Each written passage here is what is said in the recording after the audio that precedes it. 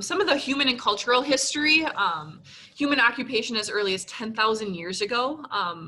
There's a lot of Native American and early European American history within the St. Croix River, which is super cool. There's a lot of burial mounds, campsites, chipping station quarries, wild rice processing, and rock art. So actually in the lower dells, just south of St. Croix Falls, there's actually pictographs on the lower dells in red paint. I don't know exactly how old those are, but they're quite old. There's like a thunderbird, a circle, a handprint. They're really beautiful, and you can actually see those if you kayak or canoe or boat down by the lower dells. So it's awesome. It's great to hear the history of the Native Americans coming from the Great Lakes area, especially Lake Superior, taking the Brule River and then hopping over to the St. Croix and using that as a transportation to the Mississippi. So there's a lot of rich history with the Native Americans throughout the St. Croix River watershed, and we hold that very dear. And then in 1837, the treaty opened the area to settlement, and then came the logging era. So the St. Croix River, as you can see in that middle picture, it was big with the logging industry, and it really shaped the area to what it is today. So some of the wild and scenic history. So the St. Croix River is actually one of the first 8 national wild and scenic rivers that was designated in 1968. There was a generous land donation from Northern States Power. The boundary actually encompasses 97,000 acres, and National Park Service owns approximately 20,000 of those acres currently. So Gaylord Nelson and Walter Mondale served as advocates for that, and it's something that is a huge part of the St. Croix's history, is being one of the first 8 national wild and scenic rivers. So I won't read this, but this is just kind of some excerpts from the Northern States Power Company, and I like it because it really it shows that they care about the St. Croix Namaquagan River and know how special it is, and they want to keep it that way. So it was great that they were a great partner and advocates for that wild and scenic designation. So then I'll move on to the St. Croix River Association. So we were actually around since 1911, but we were, the organization was led by community members and volunteers until 2009. That's when we hired Deb Ryan as the executive director, and she was our first staff. And that's when we became a nonprofit. And since then, it started out with just Deb, and now since 2009, we are up to 10 full-time staff. So our mission is to protect, restore, and celebrate the St. Croix River and its watershed. And in 2011, we became the official friends group of the St. Croix National Scenic Riverway, which is a part of the National Park Service. So like I was saying earlier, those are our main partners in a lot of our conservation efforts that we do within the St. Croix River. I personally work with the National Park Service when it comes to aquatic invasive species. We're just an advocate for the river along with the National Park Service. And we just provide extra hands on the ground, extra funding. So since we are a nonprofit, we apply for grants, and we're funded by members and the community. So we just have more funding available than what the federal government does, especially with budget cuts. So it's a great partnership, and it ensures that we get those conservation practices done with the funding that we get. So it's awesome. And a lot of people don't even know that the St. Croix River and Namaquagan River is a part of the National Park Service. So it's definitely a prized area, and it's great to talk about the St. Croix River and acknowledge that it is a part of the National Park Service. So the National Park Service has 2 visitor centers, both in St. Croix Falls, Wisconsin, and on the Namaquagan up in Trigo, Wisconsin, by Spooner. So those are really good resources for history. They have park rangers, interp rangers. So yeah, it's a great resource. So Now I'm going to dive into some of our programs that we have through the St. Croix River Association. One being education and outreach. So we, like I said, are advocates for the river, and we want to share that and have other people be advocates for the river, especially youth and the community. So we have our Rivers Are Alive program, which is a K through 12 program that we bring to the schools. And we have curriculum for ecology and water quality, habitat restoration, invasive species. So we have these curriculum that we bring to the school that is both Wisconsin and Minnesota certified. And we bring kids to the river either through classroom presentations and activities, or we actually supply field trips to schools that we can bring kids to the river or to a lake where we can go mucking or search for plant species and just really connect them to get them excited about our wonderful natural resource just right out in our back door. We also do Vets on the River. So we take veterans to the river on kayaks and paddles and canoe trips to connect them with the river. We have snowshoe programs for both youth programs and also adult programs. So we supply those snowshoes, and all you have to do is really show up, and it's a great program. We do hikes in the spring, summer, and fall. We have paddles. Our paddles are super popular in the summer and early fall. We have speaker series where we bring professionals of natural resources to different areas like breweries or our office and just areas throughout the watershed to connect people with the river. And then we have our SCRA Outside program, which kind of encompasses the snowshoe, the hikes, the paddles throughout the entirety of the year to engage people of all ages and get them outside exploring the St. Croix River watershed. So definitely a great program. Next, we have our invasive species program. So that's what I lead and head for the St. Croix River Association. We do a lot of prevention, education, monitoring, and controlling and management for invasive species throughout the entirety of the St. Croix watershed. So we have some volunteer opportunities like Project Red, which I'll talk about later.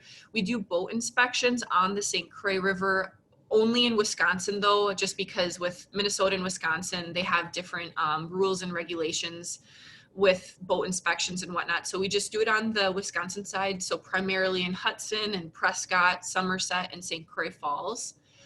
We do a lot of zebra mussel sampling. So if you're not aware, the lower 21 miles of the St. Croix River does have zebra mussels. So we do sampling on the St. Croix River. We make sure that doesn't spread up the river. We also do sampling throughout lakes, throughout the watershed to make sure zebra mussel, early detection for zebra mussels to make sure they're not in a lake that we don't know about.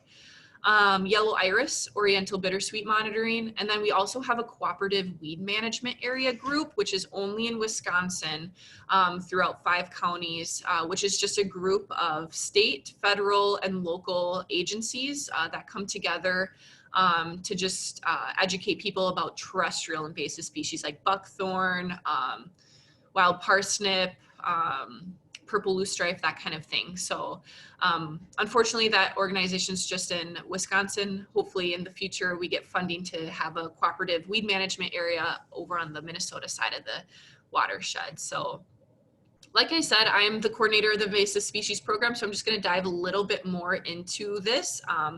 So invasive species, if you don't know, they're just a species that's not native to a specific location. They're introduced and they have a tendency to spread at a degree believed to cause damage to the environment, human health, economy, or human health. So a lot of species that were introduced, just because they are non-native doesn't mean they're invasive. So like sumac, that is a non-native species, but it's not considered invasive because it doesn't spread or cause human health or environmental or economy concerns. But things like zebra mussels would be considered invasive because they have detrimental effects on the environment. So Kind of getting into our specific programming, what we do a lot of is the yellow iris monitoring. So yellow iris is going to be on your left, and that is an invasive species. So we monitor for that, and we do some control along the St. Croix River and Namakagon rivers. As of late, we've done a lot of work with the Kettle River and Snake River in Pine County, just monitoring for yellow iris. So yellow iris, what makes it invasive is they choke out native species like the blue flagged iris on the right. So the blue flagged iris is native. And so yellow iris populations will just completely take over blue flagged iris populations. And they form dense mats, so they cause erosion issues and stream banks stability issues.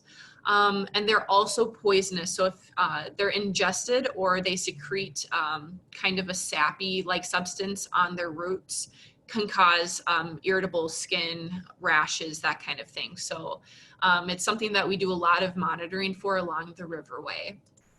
Another thing that we do is Oriental bittersweet. We do a lot of Oriental bittersweet monitoring along the lower riverway. So actually from Stillwater to Prescott, the confluence of the St. Croix and Mississippi. We did a lot of monitoring. Here is some identification about what Oriental bittersweet looks like. The leaves, foliage. Oriental bittersweet is a cause of concern because it girdles trees. As you can see on the right, it will constrict native trees and actually cause them to die and fall down in the stream or river banks, causing issues with stream bank erosion and navigation issues. So it's good that we can monitor so we can take care of those populations along the riverway. Another way to tell is they have these berries, and the berries are coated by kind of like a yellowish gold outside. There is a native bittersweet, so the American bittersweet is going to be on your right, and then the Oriental or Asian bittersweet is going to be on your left. So the difference there is just the berries on the American bittersweet are at the terminal end, whereas the Asian or the Oriental bittersweet is throughout the whole stem. So it's mainly spread by birds because they eat the berries, and then it spreads.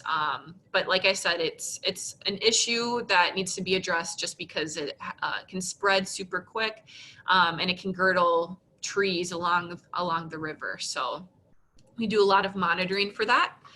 Another big thing, a lot of people know about zebra mussels and the detrimental effects that they have throughout the river and throughout really the entire country. So we do a lot of zebra mussel control efforts. So we do a lot of veliger tows. So veligers are microscopic zebra mussels that float through the river or the water column. So if there is a population of zebra mussels in a lake or a river, they will produce these veligers. And so we sample to make sure the lakes or the rivers don't have those veligers in it. So we know that the zebra mussels aren't present in that water body. We also put cinder blocks and plate samplers in the lower riverway. So from Stillwater, that boom site down south, because we know that the zebra mussels are already present in the river. So when we put those cinder blocks out, we're assessing the population densities. So zebra mussels are more prevalent in the Prescott area just because it's on the border or it's located near the Mississippi River, whereas they become more sparse as you go upriver. And then that high bridge just north of Stillwater, that's kind of that zebra mussel stop point where we haven't found any zebra mussels north of there. So we'd like to keep it that way. We also do a lot of work with the marinas. So we go to approximately 8 or 9 marinas in the lower St. Croix River and do a lot of education and outreach. We do dry dock zebra mussel counts. So what that is when they take the big boats out in the fall, they'll usually have zebra mussels on them. So we count the zebra mussels on the boats to also address population densities.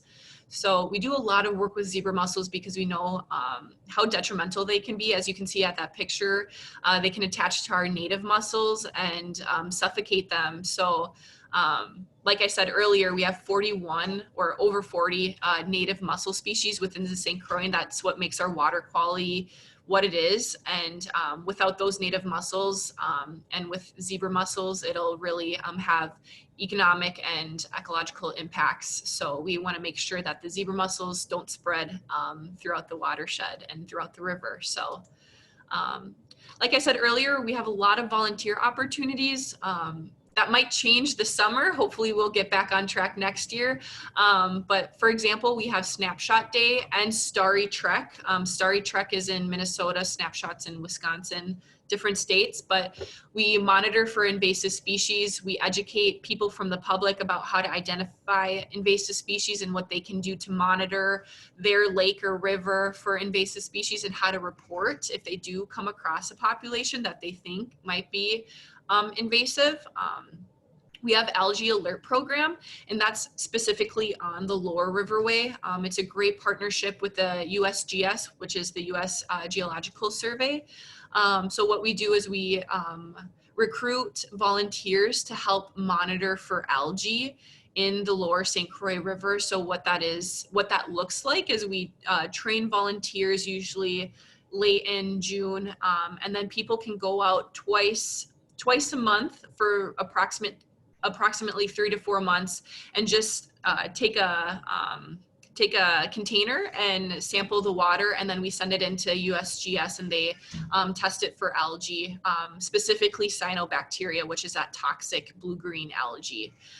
So it's a good way to engage people in the lower riverway, and it's really one of those volunteer opportunities that is kind of independent, where you can do it on your own time and you just give us the samples and we send it in for you. So it's a good way to engage the community.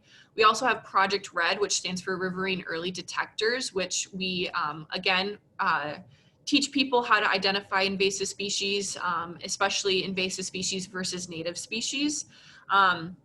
And then we teach you how to report. And then we actually go out on the river by either kayak or canoe or boat. And we have that hands-on opportunity on the river where we can go look for invasive species, practice identification, practice reporting. And usually it's a beautiful day on the river or lake. So it's a great day. Like I said, that might look a little bit different this year with our volunteer opportunities, but all of our events and activities are on our website. So if you ever have any questions, look there or shoot me an email. So that's just a little bit about the invasive species program, since I coordinate that. And so I know mainly about that, more so than our other programs. So here's a picture from Project Red a couple years ago where we were out on canoes sampling for invasive species. So it's a fun day, especially if we get good weather. So going into our other program areas, we do a lot with habitat restoration. So I'm sure some of you are familiar with Arcola Bluffs, which is just north of Stillwater. That was just crawling with buckthorn. So we partnered with the National Park Service. We got funding, and they did a huge restoration project on with Arcola Bluffs, took out a lot of the buckthorn and kind of brought it back to that natural oak savanna prairie and woodland ecosystem. So if you haven't been down there since then, it's beautiful, and there's not as much buckthorn as there used to be. So it's great. We also do a lot of work with the Karner blue butterfly, which is an endangered butterfly species. And what we do with that is we partner with the U.S. Fish and Wildlife Service. So the Karner blue butterflies, they love lupine and they lay their eggs on lupine. So what we do is partner with the U.S. Fish and Wildlife Service, and we survey lupine fields to make sure that the butterflies are still laying their eggs, they're still migrating throughout the area, and then we plant more lupine fields to give them more of an opportunity to lay their eggs and reproduce. We also do a lot with the Ferry Falls day use area. So that's also in Stillwater. Some of you may know. So we've done buckthorn removal there. And I think in the future, we're going to be doing a lot more restoration and make that area a lot more accessible to people.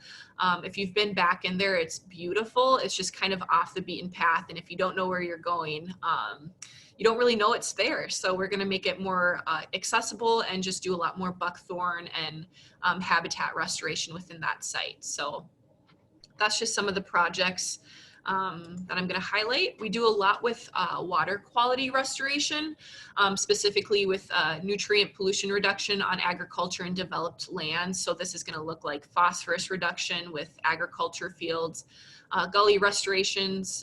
We help with grass waterways, rain gardens, infiltration basins, turf to prairie conversions, and shoreland restorations. When it comes to water quality restoration, we don't do a lot of on the ground work. What we do is we apply for large scale grants and we provide them to partners or contractors that can do those gully restorations and rain gardens and infiltration basins. So as you can see, over 1.5 million we have supplied to local partners like the Washington Conservation District, and Pine County Soil and Water Conservation District. So that's a kind of a gap that we fill as a nonprofit, is sometimes we don't have the resources to actually do the on the ground work, but we have the capacity to apply for those funds and then kind of diverge those funds to other partners that can get that work done. So phosphorus reduction is huge. As some of you may know, the lower riverway from Taylor's Falls, St. Croix Falls area to the confluence has been proposed to be on the list of impaired waters list from the Minnesota Pollution Agency. So really making sure we do a lot and aid a lot with phosphorus reduction and nutrient reduction will be really essential to get that fixed or get that back to how it used to be. So another big program within the St. Croix River Association is our forestry program. So like you saw in an earlier slide, a lot of our northern watershed is primarily forested. And so protecting our northern forests is super critical, especially with water quality. So forests directly correlate with great water quality. So the more forested area, the better the water quality is going to be. So what our My St. Croix Woods program does, which is a program through the St. Croix River Association, it engages woodland owners in stewardship. So they, our forestry program coordinator provides workshops and trainings. We have tons of resources for landowners. We increase resources for permanent protection like easements. And we just really help private landowners get what they need. So whether that be a stewardship plan, best management practices, if they just need a contact for who to contact if they want to do some logging on their land or some habitat restoration, we hook those people up with the correct or the proper resources or contacts throughout the watershed. So if you do have any forested areas in the watershed and you're wanting to know more about the My St. Croix Woods program, we do have a separate website located on the bottom of this PowerPoint. It is also linked on our St. Croix River Association website as well. So we do a lot of land protection. So protecting the wild and scenic river through ordinance with variance education with realtors, developers, and elected officials. So we do have resources for that, like landowner handbooks, ordinance handbooks, and realtor trainings. A big part of the National Park Service is they have easements along the riverway. So they monitor those easements. And if you're not familiar with what an easement is, it's just a designated piece of land, specifically on the water or on the St. Croix River, that we want to keep the way it is, so in its natural state. So we don't want any development on it. We don't want any trash or storage being put on the easement. So the National Park Service monitors these easements on people's lands throughout the summer to make sure they're abiding by those protocols and making sure those easements are staying as is. And really what those easements do is just they protect the St. Croix River, they protect the water quality, they protect the habitat of the St. Croix. So those are super essential in the overarching goal to protect the river. And the National Park Service is always doing different things that they can do to acquire more land for those easements to protect the St. Croix. So land protection is definitely huge. Something else that I thought it would be cool to talk about is we just got Minnesota Outdoor Heritage Funds, which funds our new St. Croix watershed program. So pretty much what that is we got a lot of money to acquire these easements and do conservation easements and acquisition. And this is in partnership with the Minnesota Land Trust and the Trust for Public Lands. So what this land protection goal is to acquire more lands in priority areas to protect the St. Croix River and its watershed. So that map that's to the right on the screen, the blue areas are high priority areas, and those areas are typically by natural wildlife areas or state parks or state forests or adjacent lands, because we want to protect the state forests, protect the state parks, and to do that, we have to do that around the lands surrounding it. So we got a lot of money and we're going to work with the Minnesota Land Trust to acquire land to overall protect the St. Croix River and the watershed. So that's kind of just a lot about our programs. I wanted to put in some pictures, some of my favorite pictures from the watershed. So this is on the Namakagon River, a sturgeon that was caught by some members of the St. Croix River Association. I think if you're familiar with the Namakagon, this was near Howell Landing. So definitely cool. If you haven't seen a sturgeon, there's a lot in the St. Croix River in Namakagon. Paddling, we do a lot of paddling along the St. Croix and Namakagon rivers. A lot of wildlife, like I said, it's great. I think this was shot at Crex Meadows up in Burnett County in Wisconsin. St. Croix River. This is down by Hudson, I think. As you can see, as you go down the river, the landscape changes, and I think that's what makes it so special. This is my personal favorite, the Upper Dalles by St. Croix Falls, Taylor's Falls area. It's really, really beautiful. If you haven't been, you can either take those riverboat tours or you can kayak or canoe the area. This is the St. Croix River in the winter. And yeah, I guess that wraps up my presentation. So now if you have any questions, I can look at the chat box here.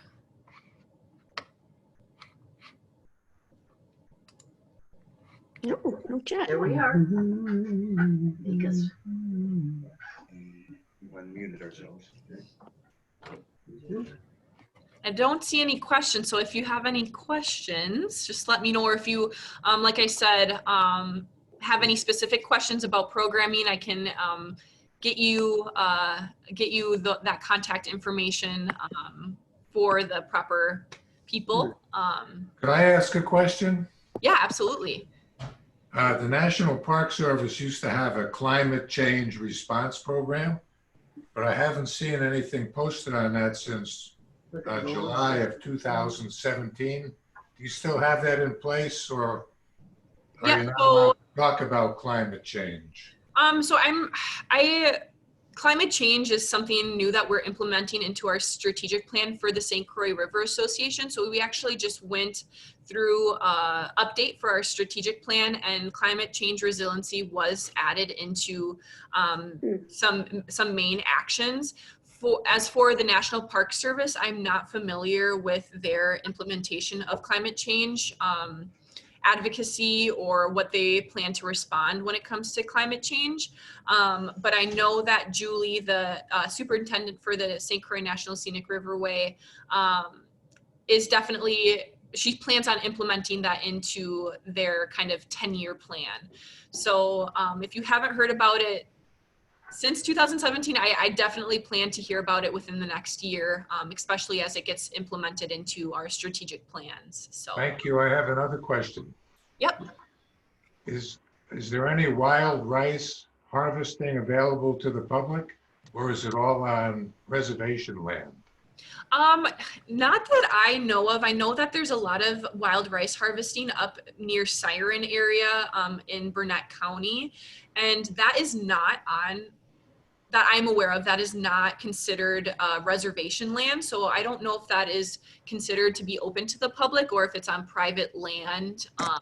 But there is a lot of wild rice up in that area and along some tributaries to the Namakagon up in northern Wisconsin. So. I have another question. Yes, we love questions. Are there any virgin forest areas set aside that can be visited by the public?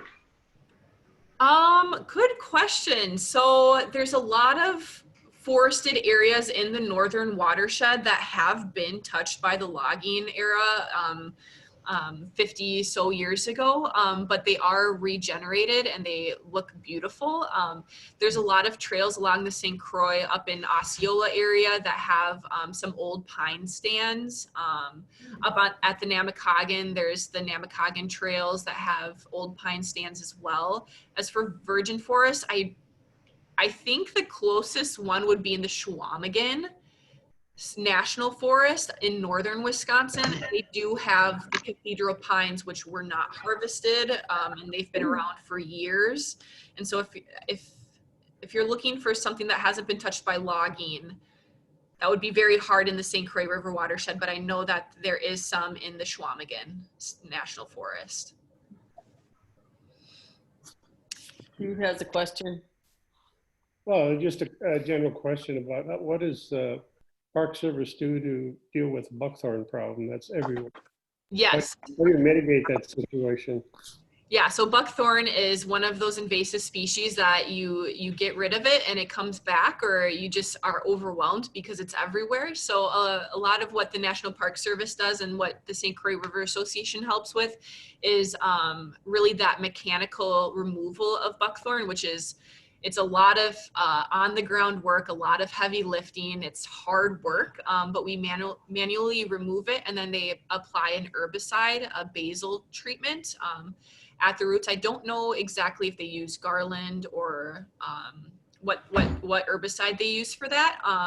Another thing that the Wisconsin DNR has been experimenting with is goats. So goats are becoming a lot more popular, and they do actually very well with buckthorn removal and treatment. And when they do eat those seeds, it's less than 5% of those seeds are viable after they go through the digestive system. So it's actually a quite effective way. It can be quite expensive, but at the same time you get goats in your backyard, so Yeah. it's fun. Train the deer to eat buckthorn because I see them in my yard every day.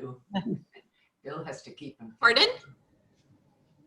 Well, we need to train the deer to eat buckthorn. Oh yes, I know. Right, Instead of every day. eating the garden vegetables. Yeah. Yeah. I have a Katie? question. Oh. We live by William O'Brien State Park. Do you have any coordinated events with William O'Brien or other state parks? Yes, so we do a lot of our education programming and our SCRA outside programming with state parks. So usually we have snowshoe hikes and just general hikes throughout the summer and fall at William O'Brien and at Willow River State Park, at Wild River State Park, Afton State Park, Interstate State Park. So we actually partner with state parks quite often, and a lot of those events are going to be on our website, or they would be posted on the William O'Brien website. Unfortunately, I don't know what that's going to look like this fall, but hopefully we'll be able to squeeze in some social distance hikes in the future.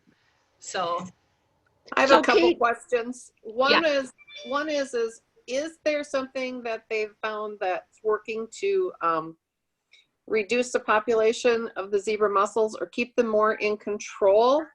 And is the Asian carp becoming a concern in the tributaries up Yeah, this so way?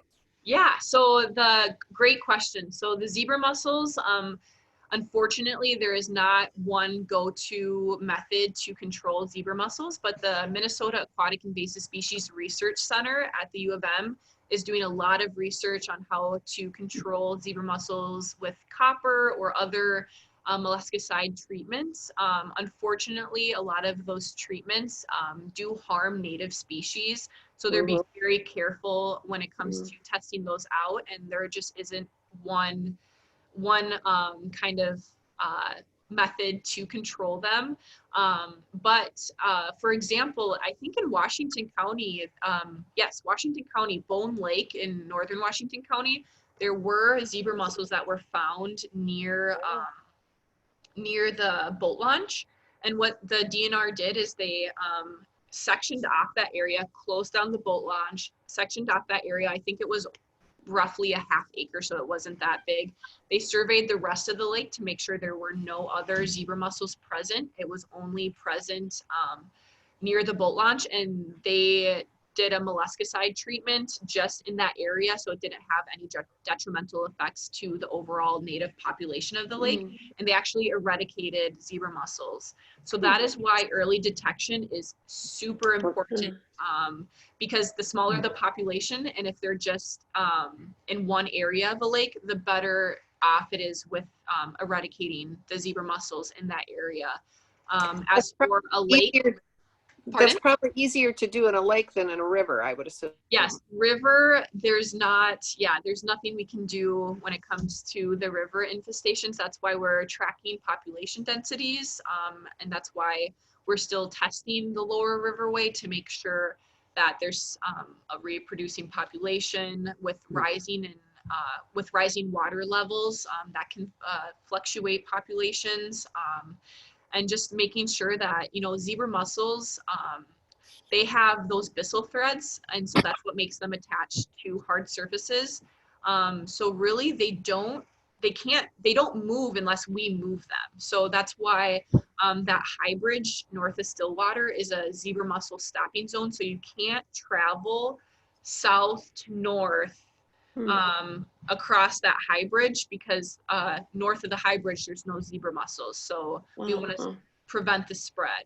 Obviously there's some expectations to that with the National Park Service. Sometimes they have boats that can do that, but for the most part boats and canoes and kayaks and paddle boards aren't allowed to go south to north under that high bridge. And then to address the carp question, so specifically in the St. Croix River, there's an increasing threat with the silver carp and the big head carp in the St. Croix River.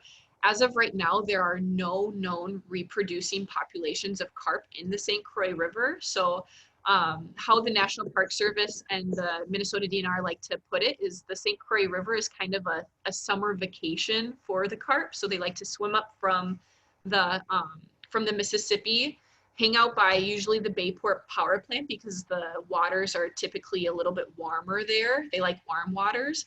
And then once fall and winter come, they go back down into the Mississippi. So there aren't a known reproducing population in the St. Croix River, and we'd like to keep it that way. So the Minnesota DNR is doing a lot of work on the lower St. Croix River they do electroshocking with population control, and just kind of assessing to see how many carp are in the area.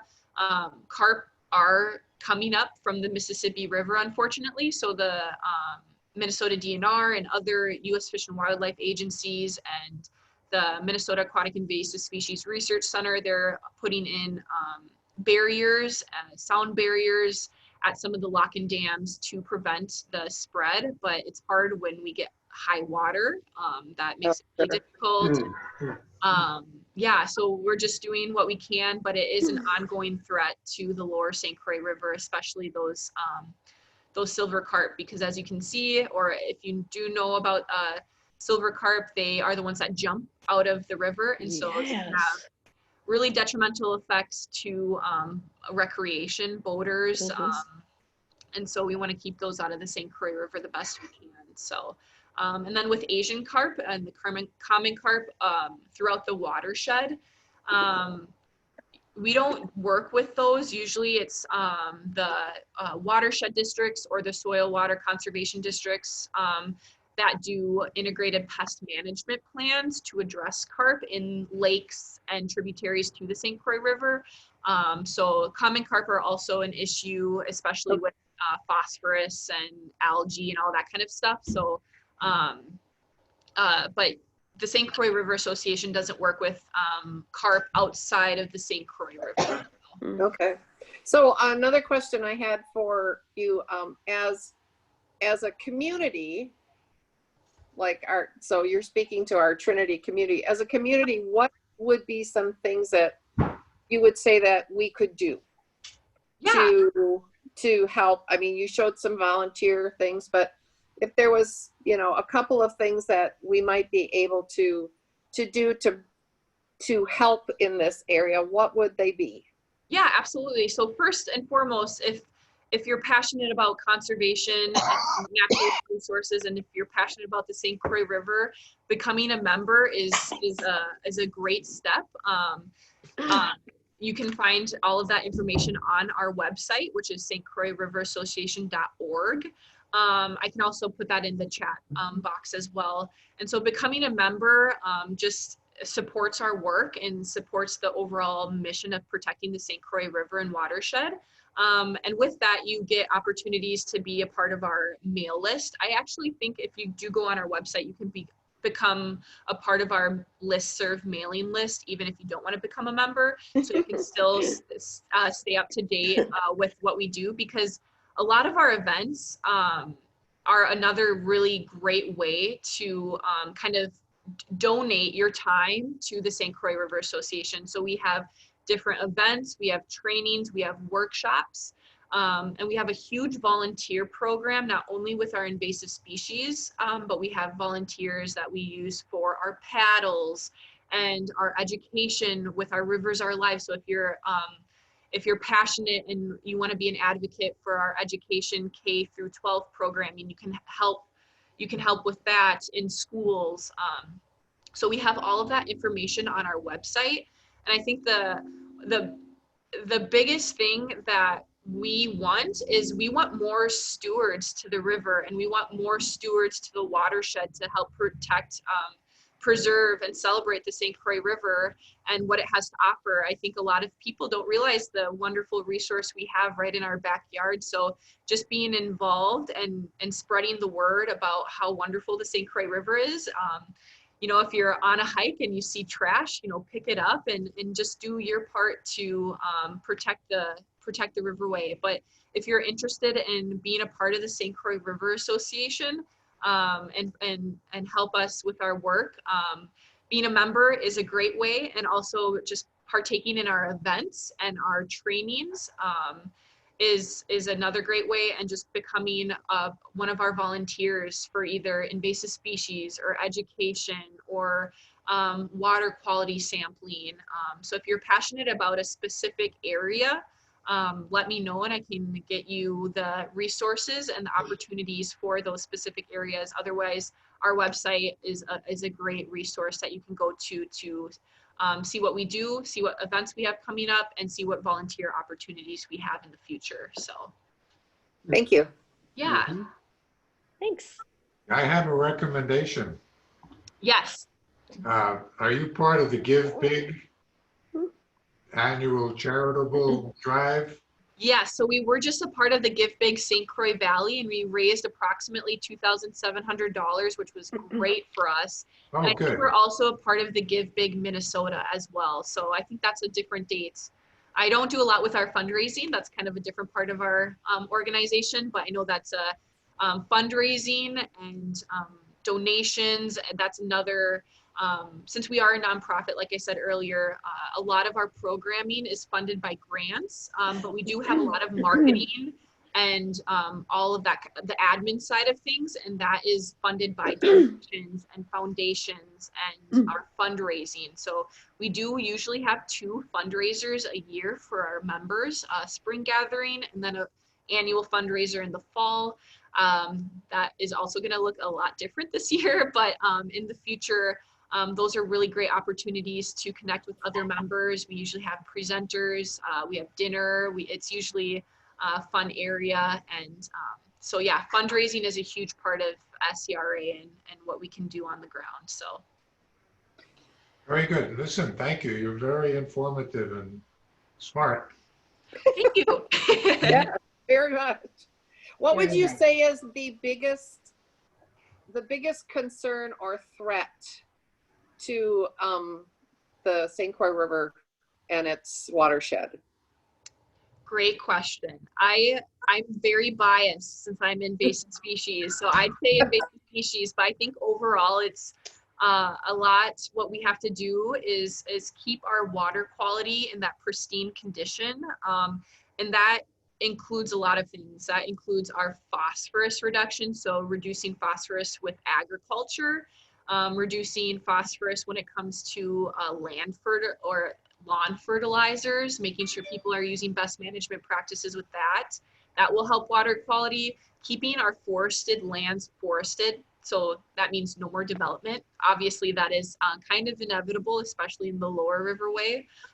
Development is a natural thing that's going to happen, but making sure that doesn't happen on those easements or the high priority areas. So making sure we keep those lands protected and keeping the water quality the way it is. And then just really looking after our resources. So like our wildlife, our mussels, and yeah, just protecting the water quality is going to be huge. Climate change is on our mind. Like I said, we implemented that into our new strategic plan, and how climate change is going to impact the St. Croix watershed is going to be definitely an important thing to look at in the future. How that's going to affect water quality, how that's going to affect flooding, how that's going to affect invasive species spread. So that is definitely a huge threat. And I think the more we can do and the more we can aid with partners, the better.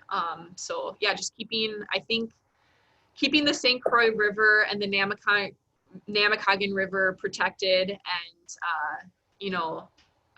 and celebrate it and make sure that people can use it for years and generations to come. So.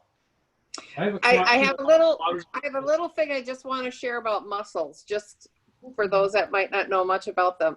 My husband used to work for the Minneapolis Water Works, and during that time they established using mussels as sensors for some toxicities if they would ever show up in their raw water.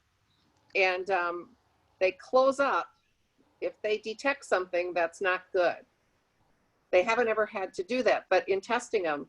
So they're very sensitive to that. So they're a good indicator of whether or not water quality is good or bad. And so it's something that those in the world of making sure we get good water from these natural resources have started to use as well. So Absolutely. I have a question about water levels in the St. Croix.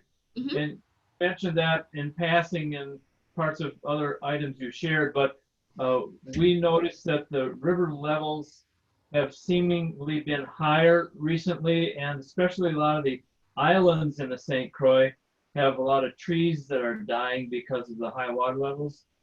Are you aware of any trends or any concerns about how you may, as an organization, impact the people that control the levels of the water? What do you have to say about that? Yeah, so the as you said, the water levels have been rising throughout the past couple of years, especially with our big flooding events. Rainfalls really contribute to that. Quick snow melt, that's what's really contributing to high water levels right now. I was just out on the St. Croix River earlier this week, and the river is raging. It's quite fast, it's quite high, but that is really that the early snow melt with our kind of early onset weather really contributed to that. So I think there's a lot of different factors when it comes to the high water levels. I think weather has a lot to do with that, climate change. Those record flooding definitely does not help, especially with vegetation along the St. Croix River and those islands. We don't do a lot with controlling the water levels. It's kind of, we have the dam in St. Croix Falls, but the National Park Service, they do measure the water levels and they keep records of that. I don't know what they're doing with that information, but a lot of it is just really weather related. So the rainfalls that we get, the fast snow melt that we get, and that has really been contributing to the high water levels as of the past 5 years. So they're keeping an eye on that. And I think that is definitely going to be a future thing that is addressed, especially with our climate change implementation into our strategic plan. So I wish I had a better answer to that question, but unfortunately I don't. Other than we are, the National Park Service in particular is measuring those water levels and keeping track. And they do monitoring along the Lower Riverway to, look at those islands and manage what needs to be managed. So. Thank you. Yeah. I'm going to type the website into the chat box. Thank you for doing this. Yeah, thank you. Very informative. Yeah. Yeah, thanks again for having me. And if you have any questions, I know that Sheila, you have my email address. You can disperse do. that to whoever. Yeah, thank you. If you have more questions in the future or want to get in contact with someone that can help you in the St. Croix River watershed, I'd be more than happy to help with that. Otherwise, our website's a good tool to look at our events, upcoming events, if we have any updates on anything. I wish I could tell you some events that we'll be having this year, but it's very up in the air. We're still going to be doing a lot of monitoring, and a lot of our field work is not going to stop for the summer. But as for events and our volunteer and training opportunities, that might look a lot different. So we have been doing a lot of webinars and Zoom webinar trainings. So last Friday we had an invasive species training. So if you go to our website, we list all of those virtual training opportunities if you're interested in learning more about a specific topic. So yeah. Thank you so much, Katie. Yes. This was just great. Yeah, And Sheila, thank you. thank you for getting this set up today. Yeah, thanks again. Have a great day. Enjoy the sun. It looks like a great day. Thank Yeah. you. Yep, Thanks. thank you. Bye. We'll see Bye. everybody next week. Pastor Chris and Pastor Peter, it was a great sermon and great service. Yeah, it was Good. awesome. Good job. Thanks. It's good to be with you all. You too. Good to see you guys. Yep. Bye-bye. Take care. All right. Have a good day. I'll send this out to Penny once it's all Okay. done recording. Yeah. Perfect. All Thanks, right. Peter. All right. Have a good day, you guys. Bye. Thank you.